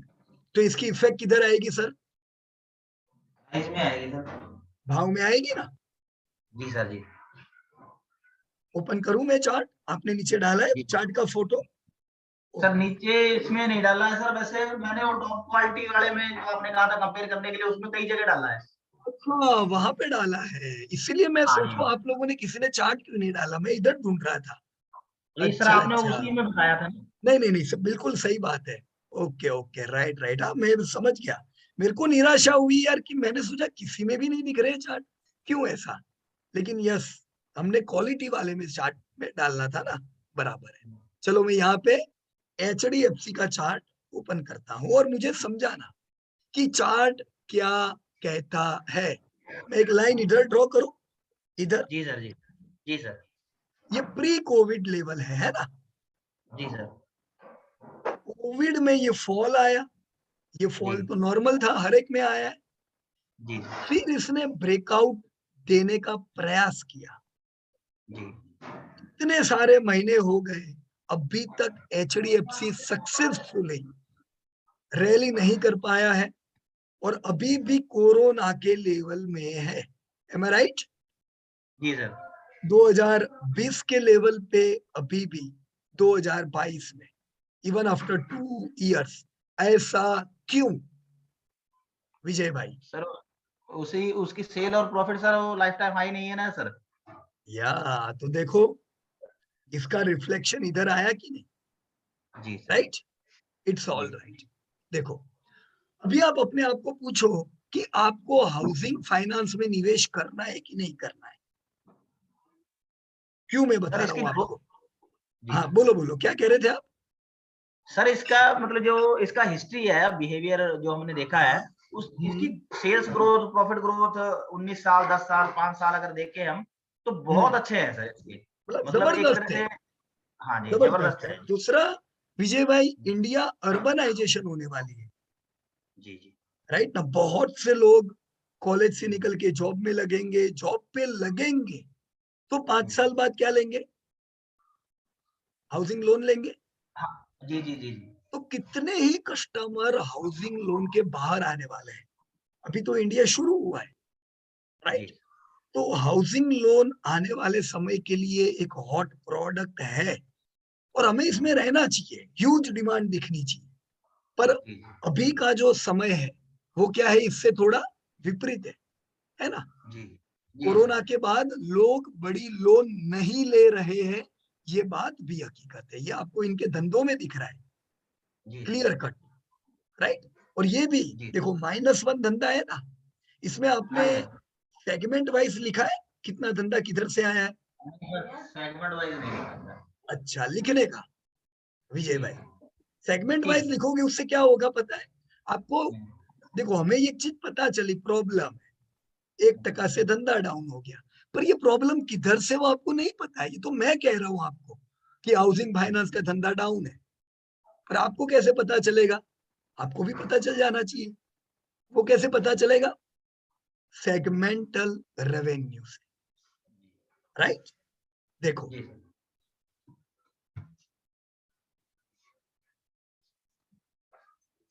HDFC corporate announcement,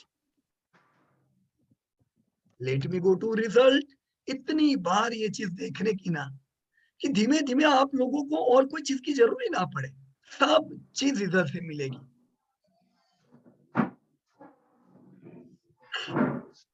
देखो ये नॉर्मल है। स्टैंड अलोन, स्टैंड अलोन मतलब क्या विजय भाई?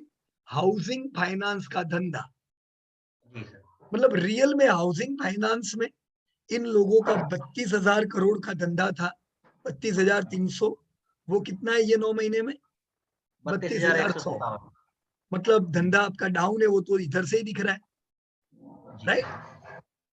जी सर। हाउसिंग फाइनेंस ने धंधे को थोड़ा बिगाड़ा है, बिल्कुल ग्रोथ नहीं है हाउसिंग फाइनेंस में, यह हकीकत बात है, राइट। उसके अलावा, इनके अलावा मैं अभी आ जाता हूं। देखो वहां पे आपका एनपीए भी होगा, हाउसिंग। ओके, इसमें आप ढूंढ सकते हो ग्रॉस एनपीए, तो आपको ये भी पता चल जाएगा कि अकाउंट कैसे चल रहे हैं इन लोगों के, राइट। मैं अभी उसमें ज्यादा टाइम नहीं बिगाड़ते हुए मैं सीधा आ जाता हूं नीचे कंसोलिडेटेड में। देखो इनकी सारी कंपनियां आ गई, जी सर। राइट ना। मतलब लाइफ ना, जनरल ना, बैंक ना, सब कुछ। जी। Okay.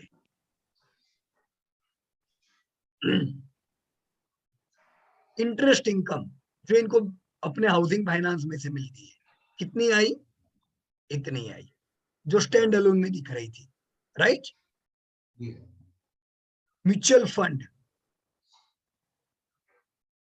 surplus from deployment in cash management scheme of mutual fund, dividend income, rental income, fees and commission income,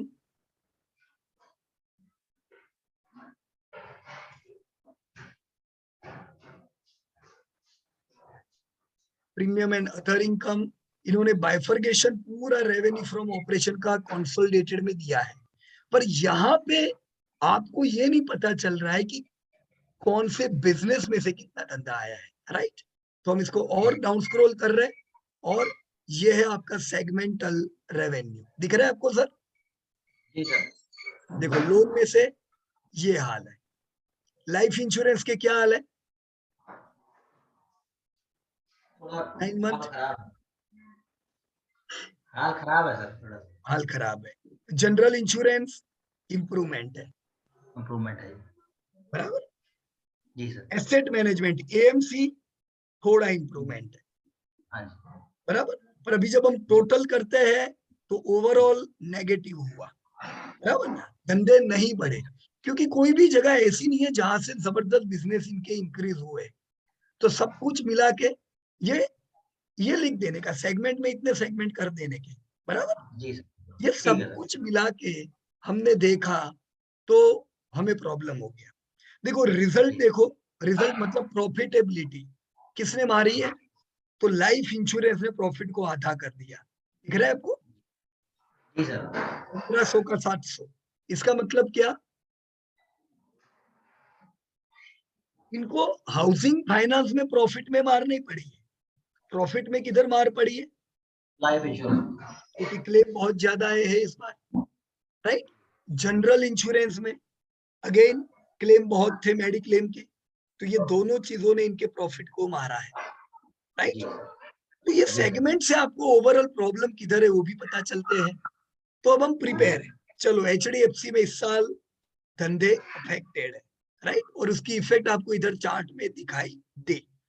अब आपको जो मैंने जो पूछा वो प्रश्न अपने आप से पूछना चाहिए, क्या हाउसिंग फाइनेंस का धंधा बढ़ेगा भविष्य में? अगर आपको जवाब मिलता है हाँ, तो बने रहो, चिंता मत करो। लेकिन आप ये सोचो कि नहीं नहीं धंधा जबरदस्त अब भी बढ़ना चाहिए, क्यों नहीं बढ़ेगा, ये नीचे क्यों आ रहा है, ये कल चलना चाहिए, ऐसी उम्मीद नहीं रखने की। आप उम्मीद ही मत रखो कि एचडीएफसी अभी चले, राइट। जब आप उल्टी उम्मीद रखोगे तो क्या होगा, निराशा हाथ लगती है, सही बात है। जी सर। आपको पता है कि अभी करंट स्टेज थोड़ा विपरीत है, तो उसकी इफेक्ट आपको इधर दिखाई देगी, राइट। इमीडिएट बेस में आप रैली मत एक्सपेक्ट करो।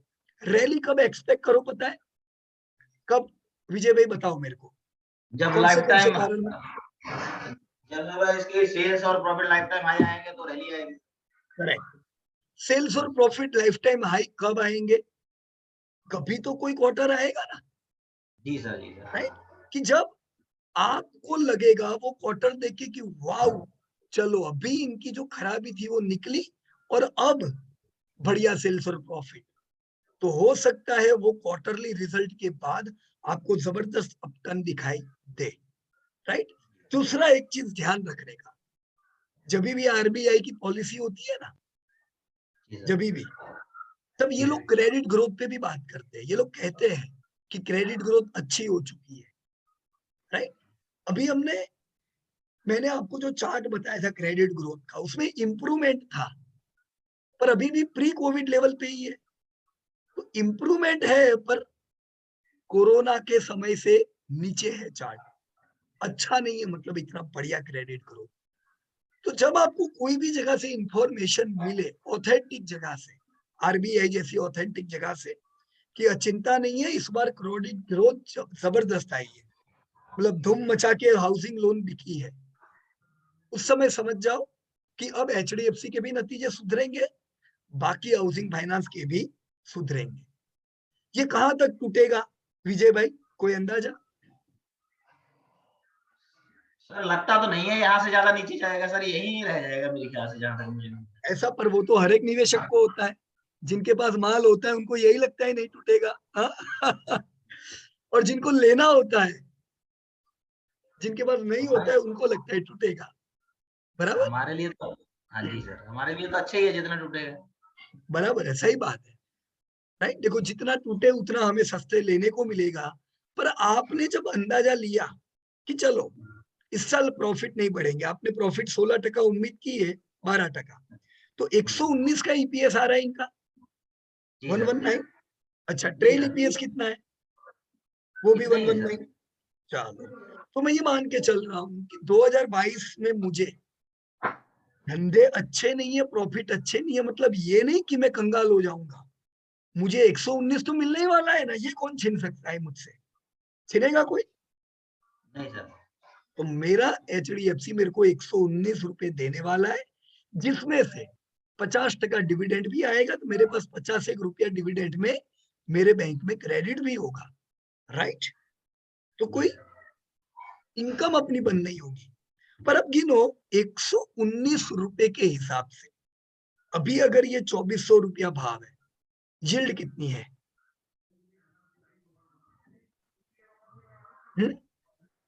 गिन लो। गिन लीजिए। कितनी है सर? 4.8, जी।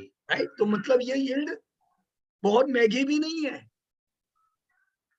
ऐसा नहीं है कि HDFC बहुत चला हुआ है और घटिया नतीजे आए हैं। देखो HDFC ने रैली इतनी बढ़िया नहीं किया था। अगर ये ऐसा हुआ होता कि HDFC चल के 4000 आ गया होता, कितना?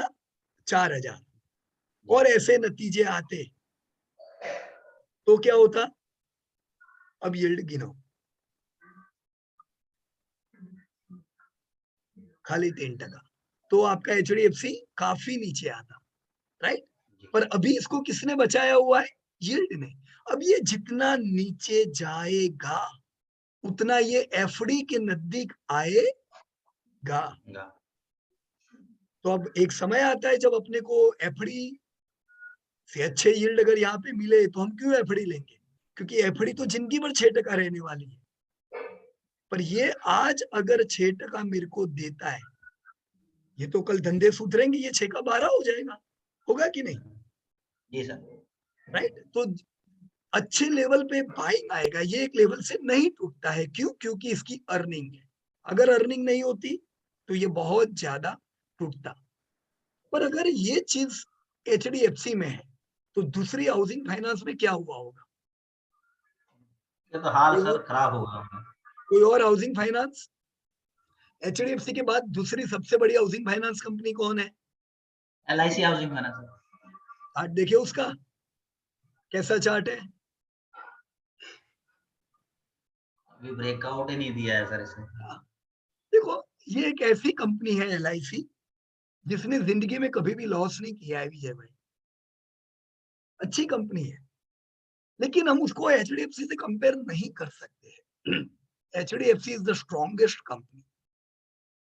तो जब ये कंपनी बढ़िया चलती थी, रैली करती थी, तब भी हम लोगों को यही कहते थे कि यू शुड प्रीफर HDFC। और लोग कहते थे नहीं नहीं HDFC बड़ी बन गई है, अब LIC बड़ी बनेगी। देखो यही मुश्किल होती है। अभी जब टूटने का टाइम आया, अभी बुरा टाइम चल रहा है ना, जब आपके राजा का भी धंधा नहीं बढ़ रहा है तो ये प्रजा का तो हाल पता नहीं क्या होगा। आप इसका धंधा चेक करो, ये डाउन ही होगा, नहीं होगा इनका धंधा। अभी दोनों में से ज्यादा कौन गिरा हुआ है बता सकते हो आप? HDFC और LIC। This is HDFC। यहाँ पे कितनी गिरावट आई? आपका कोरोना के समय पे भाव था 2400 रुपया, अभी भी भाव है 2400 रुपया, 0% fall, right. This is LIC। 800 रुपया भाव था, अभी 400 रुपया भाव है, आधा हो गया। Not a good bad company, अच्छी कंपनी है। बट फिर भी दोस्तों, इसीलिए जो सबसे बढ़िया है उसमें रहने का, तो वॉलेटिलिटी कम होगी। अच्छी कंपनियां जब भी चलेंगे, जबरदस्त चलेंगे, लंबा चलेंगे, कम टूटेंगे, राइट। अब ये तो LIC है, ये बुरी नहीं है। अभी बुरी कंपनी तो देखो आप किधर पहुंचेंगे उनके चार्ट, राइट। सबसे पहले लपेटे में ये लोग आगे थे, DHFL, जब मंदी की शुरुआत हुई। इंडिया बुल हाउसिंग फाइनेंस,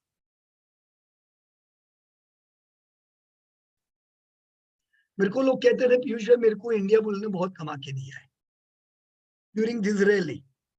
मैं अभी भी कहता हूँ बहुत से शेयर में कोई शेयर ने आपको कमा के दिया मतलब उसके वो आशिक मत हो जाओ। ये शेयर ने नहीं कमा के दिया है, सेक्टर ने कमा के दिया है।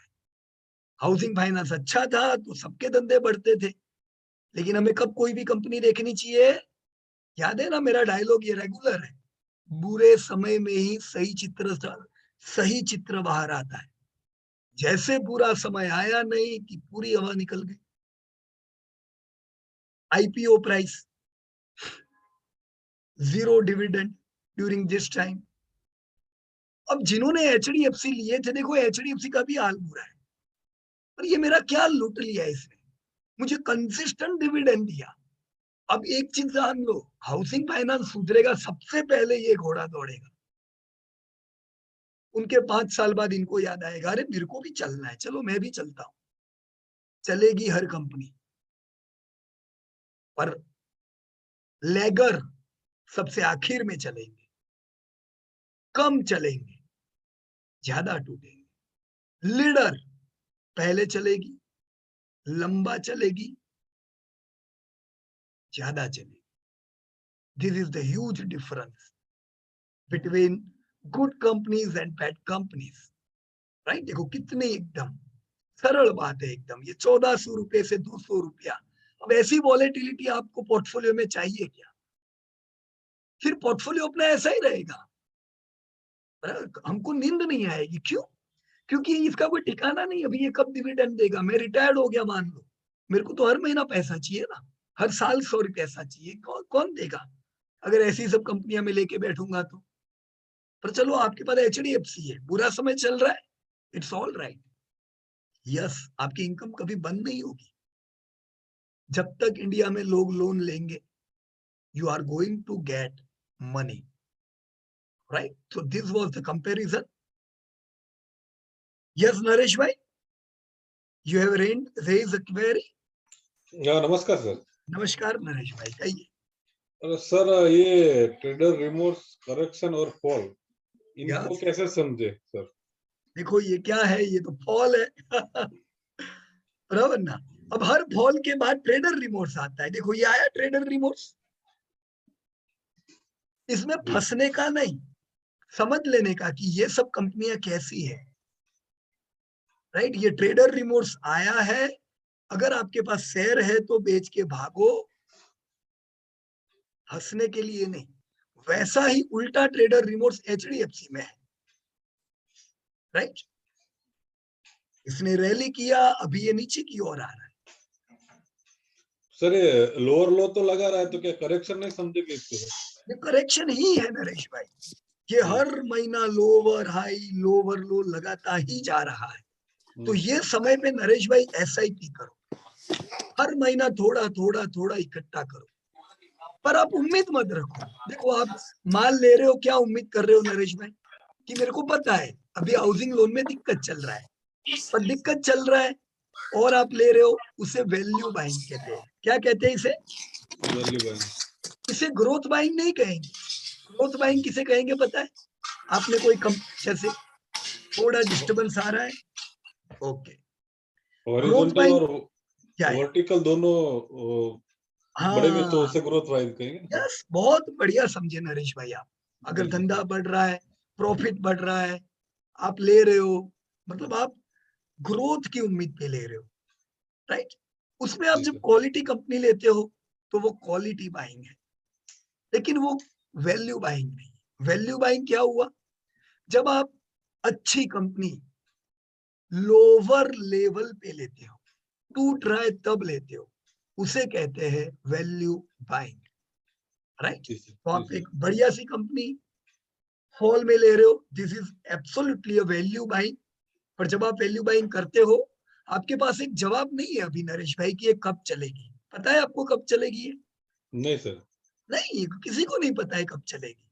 जब इंडिया में क्रेडिट ग्रोथ सुधरेगा तब चलेगी। पर इंडिया में क्रेडिट ग्रोथ सुधरेगा वो एक 100% गारंटेड बात है, क्योंकि लोगों की इनकम सुधरती जा रही है, राइट। तो लोग की इनकम सुधरती जा रही है, एब्सोल्युटली हम कुछ समय में क्रेडिट ग्रोथ देखेंगे, तब सबसे पहले आपकी कंपनी दौड़ेगी। पर फिर हम उस समय पे फिर इसको नरेश भाई इधर लेने आएंगे 4000 पे, तो वो बुरी बात है, राइट। कब लेने का? लोअर लेवल पे। लोअर लेवल पे, फॉल में। तो ये फॉल चल रहा है। देखो अभी हम नेक्स्ट वीक ये सीखेंगे कि एग्जैक्ट कौन से लेवल होते हैं बाइंग के, बराबर है। पर फिर भी मैं आपको कहूंगा, जब भी शेयर गिरता है, अच्छी कंपनी है, SIP जरूर करें। कोई परफेक्ट लेवल नहीं होता है, बराबर। हम परफेक्ट लेवल ढूंढेंगे और वो परफेक्ट लेवल आता है ना तो ज्यादा बाय करने का, राइट। लेकिन फिर भी SIP होनी चाहिए यहाँ पे। फिर जब ये चलेगा ना, जैसे ही हायर हाई लगाने लगे फिर बाजू में हो जाओ, फिर कुछ मत करो, फिर लोगों को लेने दो, जी सर। राइट। तो क्या होगा, सस्ते में अपने पास आ जाएंगे और रैली करेगी तब आपको माल लेने की जरूर नहीं पड़ेगी, बराबर है। जी सर। ओके सर, और सर ट्रेडर रिमोर्स में क्या लोअर लो नहीं लगते सर? नहीं लगते हैं ना, ट्रेडर रिमोर्स तो तभी होगा जब लोअर लो लगेंगे। तो फिर करेक्शन और दोनों ट्रेडर एक ही रिमोर्स है, में एक ही है? दोनों एक ही है। करेक्शन का भी मतलब क्या है कि शेयर अभी आपका यहाँ पे ब्रेकआउट दिया पर वो ब्रेकआउट फेक हुआ, मतलब इतना अच्छा नहीं रहा, तो शेयर आपका करेक्ट हो रहा है। देखो यहाँ पे हमने मैं यहाँ पे अगर ब्रेकआउट की लाइन ड्रॉ करता हूँ तो हमने यहाँ से उम्मीद रखा हुआ है कि ये ब्रेकआउट का लेवल है, यहाँ से HDFC कम से कम 5000 जाएगा। यहाँ से HDFC चला वो 5000 तक रुकने वाला नहीं है। लेकिन ब्रेकआउट के बाद ट्रेडर रिमोर्स आया है, ये करेक्शन है, तो इट्स ऑल राइट, ये करेक्शन हो जाने दो, कुछ समय ये करेक्ट करेगा, फिर चलेगा अगेन। वही उम्मीद करो, कम से कम 5000 रुपया, राइट। हम और सर बोलो फॉल कब कहेंगे कि फॉल हुआ है? देखो फॉल किसको कहते हैं, अब ऐसे शेयर में जनरली फॉल नहीं दिखते हैं। अभी जो हमने दीवाना हाउसिंग में देखा that was a fall, India bull में देखा डेट वाज अ जी सर।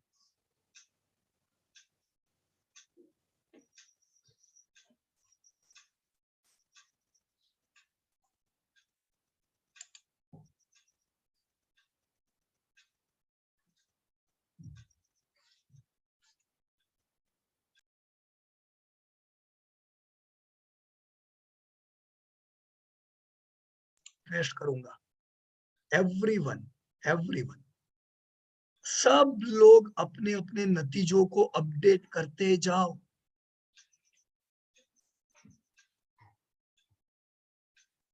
और देखो जो पुराने स्टूडेंट रहे कितना अच्छा उन लोगों से सीखने को मिल रहा है, स्प्रेडशीट भी आपको मिल जाती है, तो आपकी क्वेरी भी क्लियर हो जाएगी, राइट। पर आप भी रिजल्ट अपडेट करो और फिर उनके साथ मैच करो कि भाई जैद भाई ने क्या सोचा, राइट। विजय भाई चौधरी जी मेरे ख्याल से कल सुप्रीम का रिजल्ट अपडेट करेंगे, ट्रैक करो कि विजय भाई ने क्या उम्मीद किया, आपने क्या उम्मीद किया, आपसे कुछ गलती हो रही कि उनसे हो रही है।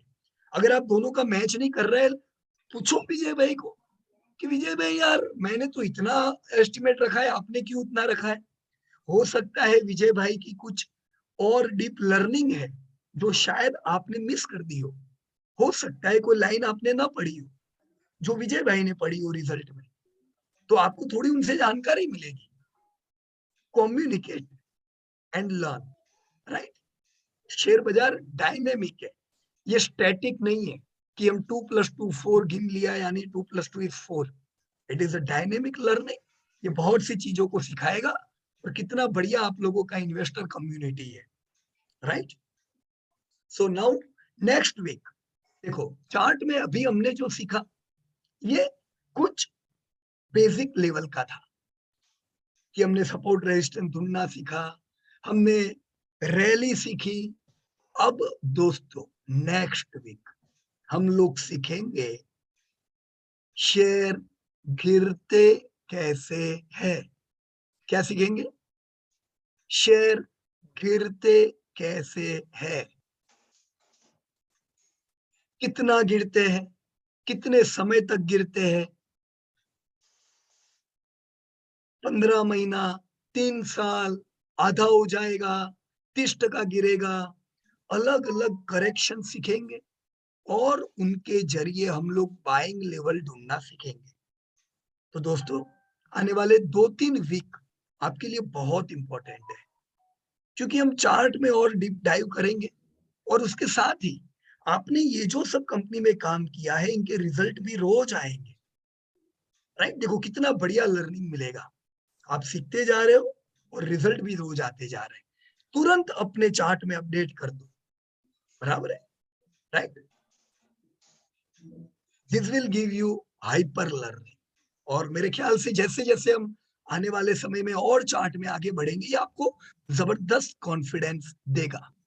And friends, this is a very good time, क्योंकि बाजार भी करेक्शन में है ना, तो ऐसा मौका नहीं मिलता है। देखो बाजार सीधा सीधा 20,000 आ गया होता तो मजा नहीं आती, पर अभी बाजार टूट रहा है तो आपको थोड़ी क्वांटिटी बढ़ती है।